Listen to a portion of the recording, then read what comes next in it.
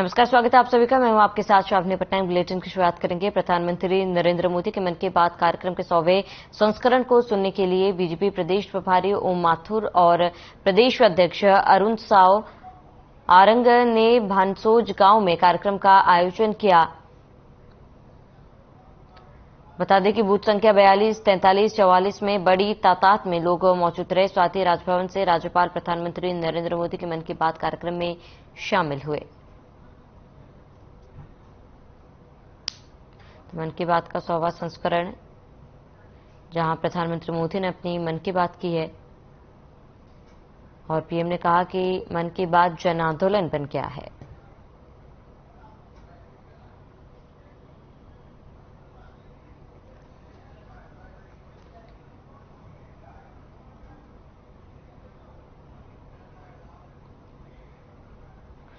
वहीं रायपुर से बड़ी जानकारी इस वक्त की। बीजेपी नेताओं ने सुनी मन की बात। ग्राम भानसोज में सुनी मन की बात। बीजेपी प्रदेश प्रभारी ओम माथुर ने सुनी मन की बात। बीजेपी प्रदेश अध्यक्ष अरुण साव समेत कई नेता इस दौरान मौजूद रहे। ग्रामीणों संग बीजेपी नेताओं ने सुनी मन की बात। बड़ी जानकारी हम खबर आपको बता रहे हैं। बीजेपी नेताओं ने मन की बात सुनी है, इस वक्त की बड़ी खबर। तो आज मन की बात का 100वां संस्करण था और ग्राम भानसोज में मन की बात सुनी। बीजेपी प्रदेश प्रभारी ओम माथुर ने सुनी मन की बात। बीजेपी प्रदेश अध्यक्ष अरुण साव समेत कई नेता भी मौजूद रहे। ग्रामीणों संग बीजेपी नेताओं ने सुनी मन की बात।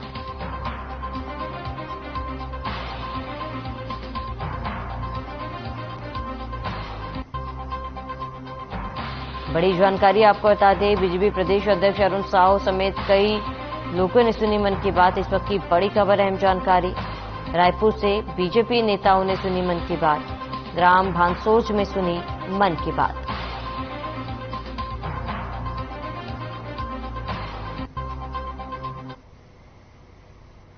तो वरिष्ठ भाजपा नेता एवं विधायक बृजमोहन अग्रवाल अपनी पत्नी के साथ धार्मिक यात्रा करने के लिए उत्तराखंड पहुंचे हैं। बताते हैं कि उन्होंने डोल आश्रम अल्मोड़ा उत्तराखंड में आयोजित श्रीमद् भगवत कथा का श्रवण किया। इस अवसर पर व्यासपीठ पर विराजित प्रख्यात कथावाचक भाई रमेश भाई ओझा से आशीर्वाद भी प्राप्त किया और उनसे छत्तीसगढ़ पधारने का आग्रह किया।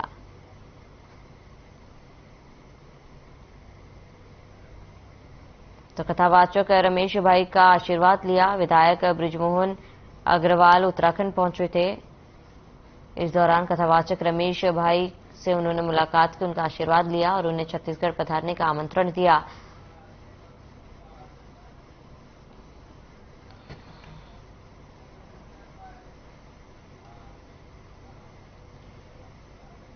रायपुर से बड़ी जानकारी। कांग्रेस आज कर रही है महंगाई की बात। महंगाई के मुद्दे पर रायपुर पश्चिम में कई आयोजन। बड़ी जानकारी आपको बता दें, गैस सिलेंडर लेकर कांग्रेस ने निकाली रैली। शहर अध्यक्ष गिरीश दुबे ने किया प्रदर्शन। विधायक विकास उपाध्याय ने किया अनूठा प्रदर्शन। बड़ी जानकारी, अहम खबर आपको बता दें, इस वक्त की। विधायक विकास उपाध्याय ने किया प्रदर्शन। महंगाई को लेकर कांग्रेस विरोध कर रही है। आज महंगाई को लेकर विरोध प्रदर्शन, कई मुद्दों पर रायपुर में प्रदर्शन। गैस सिलेंडर लेकर कांग्रेस ने रैली भी निकाली। शहर अध्यक्ष गिरीश दुबे ने भी किया प्रदर्शन। तो कांग्रेस आज कर रही है महंगाई की बात। बड़ी जानकारी, जहां शहर अध्यक्ष गिरीश दुबे ने किया प्रदर्शन और गैस सिलेंडर लेकर कांग्रेस ने निकाली रैली।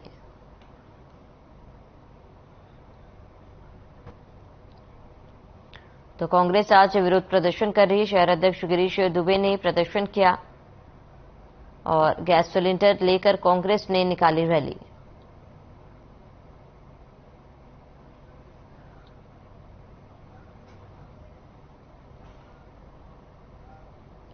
प्रधानमंत्री नरेंद्र मोदी के मन की बात के 100वां कार्यक्रम पर विधायक विकास उपाध्याय ने भाजपा पर साधा निशाना। उन्होंने कहा, प्रधानमंत्री के मन की बात के कार्यक्रम में जनता के बारे में बात करते हैं, लेकिन जनता की मन की बात नहीं सुन रहे और न ही भाजपा के तमाम नेता जनता की तकलीफ सुन रहे हैं। बढ़ती बेरोजगारी, बढ़ती महंगाई की बात नहीं करते हैं। साथ ही उन्होंने कहा कि इसके लिए वो रायपुर पश्चिम विधानसभा के सभी वार्ड में रैली की जाएगी, धरना प्रदर्शन किया जाएगा और सभी कांग्रेसी प्रदर्शन करेंगे।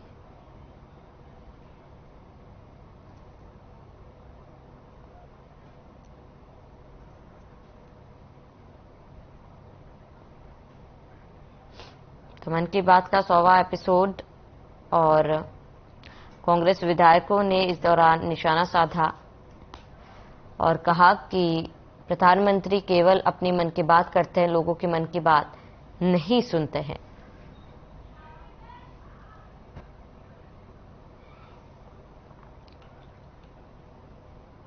तो कांग्रेस विधायकों ने निशाना साधा है। कल प्रधानमंत्री जी की मन की बात का 100वां एपिसोड है। 100 बार जनता के बीच में वो मन की बात कर चुके हैं, लेकिन जनता की मन की बात वो सुन नहीं रहे हैं। भारतीय जनता पार्टी और उनके तमाम नेता जो जनता की तकलीफ है, आम आदमी की जो तकलीफ है, आम आदमी की जो समस्या है, जो लगातार आम आदमी को एक बड़े बोझ के तहत दबाने का काम कर रही है, उसको भारतीय जनता पार्टी का कोई भी नेता नहीं सुन रहा है। कल 100 पाठ हो जाएंगे नरेंद्र मोदी जी को मन की बात कहते। कल कांग्रेस पार्टी महंगाई की बात आम जन के साथ का आयोजन हम लोग कर रहे हैं, जिसमें आम जनता की जो पीड़ा है, खाने का तेल, रसोई गैस, पेट्रोल डीजल, अन्य खाद्य पदार्थ और हर प्रकार की चीजों को महंगा करना, बढ़ती बेरोजगारी और लगातार प्रदेश के और देश के हर कोने में लोगों का काम छिना रहा है। कोरोना के बाद स्थिति और खराब हो गई, उसकी बात सुनने वाला कोई नहीं। प्रधानमंत्री जी अपनी मन की बात करते हैं, जनता की बात सुनते नहीं। कल रायपुर पश्चिम विधानसभा के 20 वार्ड में रैली की जाएगी।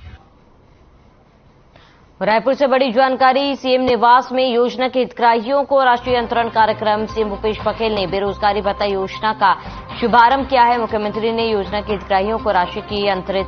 बड़ी जानकारी आपको बता दें, हितग्राहियों को प्रति माह दिया जाएगा 2,500 रुपए। 66,265 पात्र हितग्राहियों को राशि की गई अंतरित। बड़ी जानकारी, अहम खबर आपको बता रहे हैं, इस वक्त की बड़ी खबर, अहम जानकारी। बड़ी खबर, अहम जानकारी आपको बता दें, मुख्यमंत्री ने राशि की अंतरित। इस वक्त की बड़ी खबर, अहम जानकारी। तो सीएम निवास में योजना के हितग्राहियों को राशि वितरित किया गया और सीएम भूपेश ने योजना के हितग्राहियों को राशि दी है। 2,500 रुपए प्रति माह इन्हें दिया जाएगा।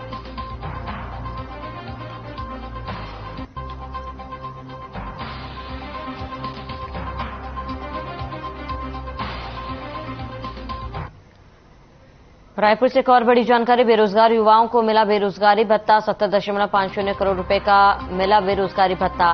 70,000 युवाओं के बैंक खाते में पहुंचा भत्ता।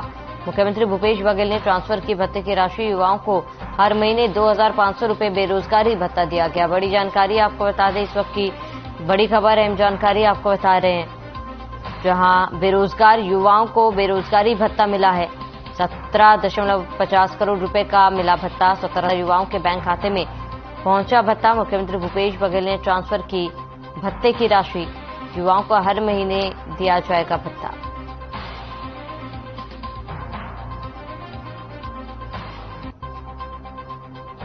सत्तर 70,000 युवाओं के बैंक खाते में पहुंचा भत्ता। बड़ी जानकारी, मुख्यमंत्री भूपेश बघेल ने ट्रांसफर की भत्ते की राशि। युवाओं को हर महीने 2,500 रुपए दी जाएगी। बेरोजगारी भत्ता दिया गया। 17.5 करोड़ रुपए का बेरोजगारी भत्ता करीब 70,000 युवाओं के खाते में डाला गया। मुख्यमंत्री भूपेश बघेल ने ट्रांसफर की भत्ते की राशि।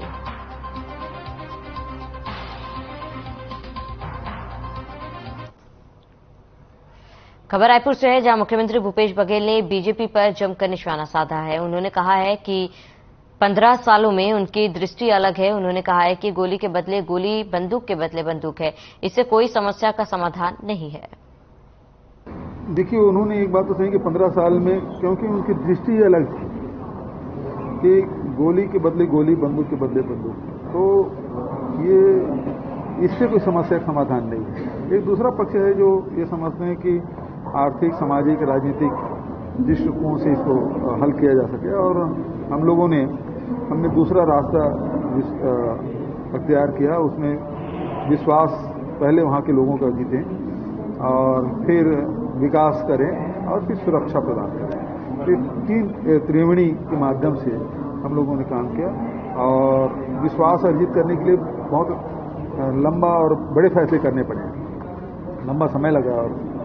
क्योंकि आदिवासियों के सबसे पहले हमने जमीन माफी काम किया, ऋण माफी किया, उसके उपज है उसे खरीदी की व्यवस्था की, फिर स्वास्थ्य, शिक्षा, रोजगार इस दिशा में काम किया। उसके बाद विकास के बहुत सारे जो चाहे सड़क बनाने का काम है, चाहे पीडीएस साफ है, बहुत सारी चीजें हैं जो निर्माण की जो उसकी आवश्यकताएं थी।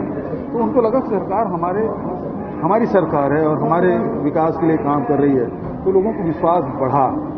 और विश्वास बढ़ने के कारण से आप बहुत सारे आप पैमाने आप देखेंगे, जितने भी इंडेक्स आप देखेंगे उसमें बस्तर हो, आदिवासी अंचल में खूब तेजी से बढ़ा है और उसका लाभ ले पाए हैं। और इस कारण से जहां नक्सल प्रभावित क्षेत्र की जनता का विश्वास छत्तीसगढ़ सरकार के ऊपर।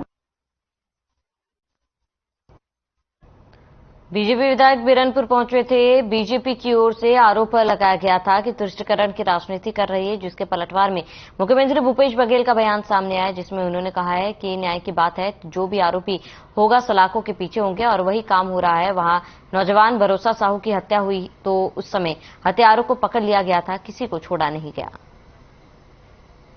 न्याय की बात है, जो भी मैं पहले भी बोला था कि जो भी आरोपी होगा वो शिक्षकों के पीछे होंगे और वही काम हो रहा है। यदि वहां जो नौजवान भुवनेश्वर साहू, वही नाम है ना, उसकी हत्या हुई है तो 11 तत्काल पकड़ लिया गया था। उसमें एक फरार था, उसको भी गिरफ्तार कर लिया गया, किसी को छोड़ा नहीं गया। जो आगजनी किए थे, जिन्होंने और हत्याएं की, तो जो भी हैं किसी के अधिकार नहीं कि किसी घर जला दें, किसी की हत्या कर दें, चाहे कोई भी हो। तो न्याय तो सबके लिए है ना। तो इसमें तुष्टिकरण कहां से बात आ गई? जो आरोपी है वो जेल के पीछे, जेल में है, पुलिस की कस्टडी में है और उसके लिए हमने जो समाज के लोगों ने मांग की थी, हमने मुआवजा घोषणा भी की। डॉक्टर रमन सिंह ने ट्वीट किया है जल जीवन मिशन को लेकर, वो बोल रहे हैं, उसमें लिखा है कि 31वां स्थान पर क्यों है, और उन्होंने ये भी लिखा है वो तो भाई ऐसा है, प्रधानमंत्री से पूछ ले। वो विज्ञापन दिए थे छत्तीसगढ़ में कि हाँ हमने उपलब्धि की है, 17 लाख परिवारों को घरों में हमने नल जल योजना पहुंचा दी है। तो रमन सिंह जी प्रधानमंत्री कार्यालय से पूछ ले। सीएम भूपेश बघेल को डॉक्टरेट की उपाधि मिली, इसको लेकर मुख्यमंत्री डॉक्टर भूपेश बघेल ने छत्तीसगढ़ वासियों अधिकारियों को इसका श्रेय दिया है। मुख्यमंत्री डॉक्टर बघेल ने कहा, दरअसल छत्तीसगढ़ की मेहनत का फल है। किसान, मजदूर, आदिवासियों और जनप्रतिनिधि अधिकारी है, उन्होंने इस काम को एक मुकाम तक पहुंचाया है।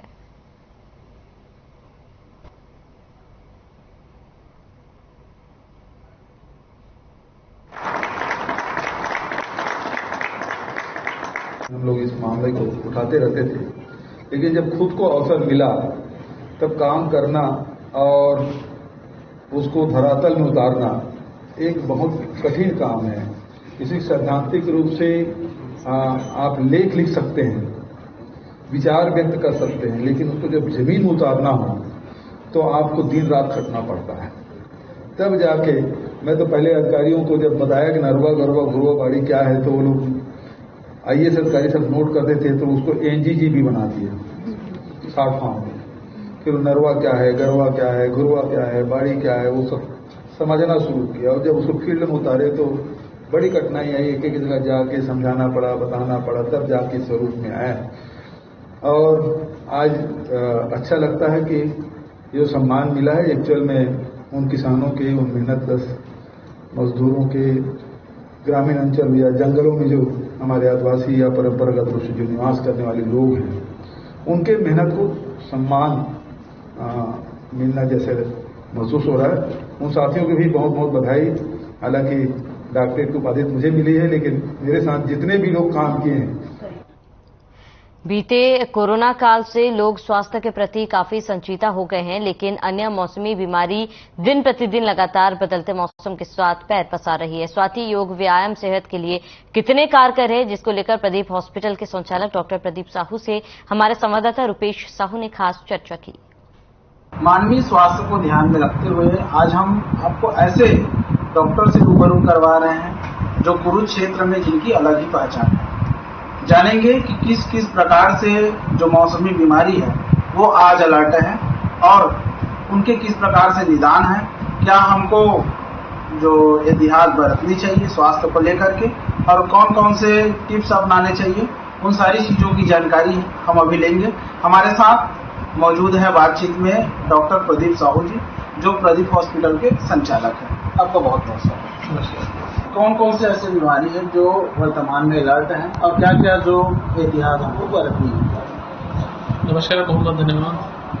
आज की डेट में जैसे मैं कहूँगा कि दो तरह की बीमारियां मुख्य तौर पर देखने को मिल रही हैं। पहली तो है सर्दी, खांसी और बुखार।